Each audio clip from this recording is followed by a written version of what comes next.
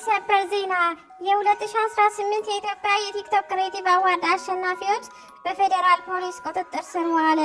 በ2018 የኢትዮጵያ የዓመቱ የቲክቶክ አዋርድ በአራት ዋንጫዎች በማሸነፍና የመኪና ልዩ ተሸላሚ በመሆን የሚታወቀው ወጣቱ ቲክቶከር አዶናይ እና ወጣቷ ቲክቶከር ጃኒ በትክክለኛ ስሟ ስመኝ ገብሩ ዛሬ አመሻሽ ላይ በፌዴራል ፖሊስ ቁጥጥር ስር መዋላቸው ተሰምቷል።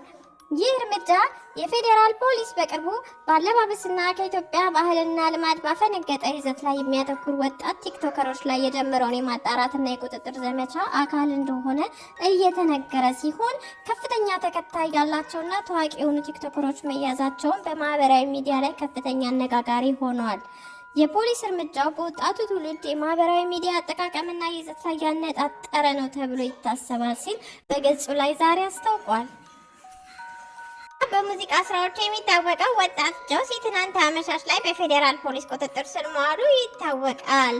ሪፖርተሮቹ እንደሚያመለክቱት የጆሲ መታሰር ምክንያት በቅርቡ በተካሄደው የቲክቶክ ሽልማት ስነ ስርዓት ላይ ሙሉ ቀይ ቀለም ያለው ልብስ ለብሶ በመቅረቡ ነው።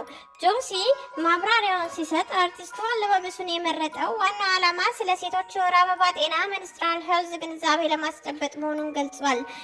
ከዚህ ቀደም በተመሳሳይ አግባብ ያልሆነ አለባበስ በሚል ምክንያት በቁጥጥር ስር ውለው ከነበሩ ሌሎች ቲክቶከሮች ጋር ተደባልቆ መታሰሩ ታውቋል።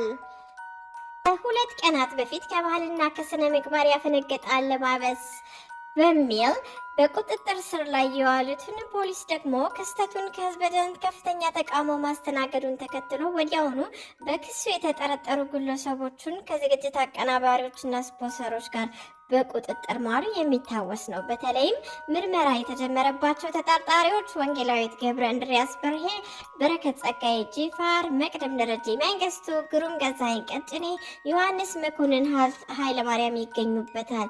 የፌዴራል ፖሊስ ባወጣው መግለጫ ከህብረተሰቡ ባህልና እሴት ያፈነገጡ አለባበሶችና መጤ ባህሎች ተስፋፍተው በትውልዱ ላይ አሉታዊ ተጽዕኖ እንዳይፈጥሩ የህግ ተጠያቂነት ለማረጋገጥ ምርመራ አጠናክሮ እንደሚቀጥል አሳስበዋል።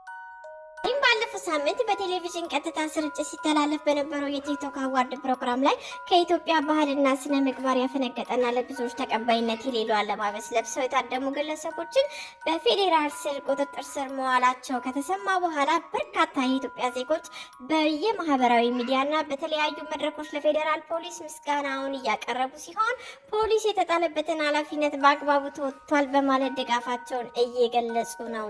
የፌዴራል ፖሊስ ይህን እርምጃ እንዲያጠናክር ሌሎች ተመሳሳይ አለባበስ ለብሰው በፕሮግራሙ ላይ የታደሙ ያልተያዙ ግለሰቦች ካሉ አድኖ እንዲዝና ህጋዊ እርምጃ እንዲያደርግ ጥያቄ ቀርቧል።